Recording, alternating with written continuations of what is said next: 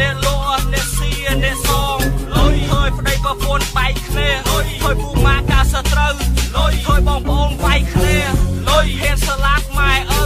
ទៅរមែស្មោះចិត្តឲ្យត្រង់ក៏មកលុយកាន់ក្តាប់ជីវិតនៅមានការនៅក្រ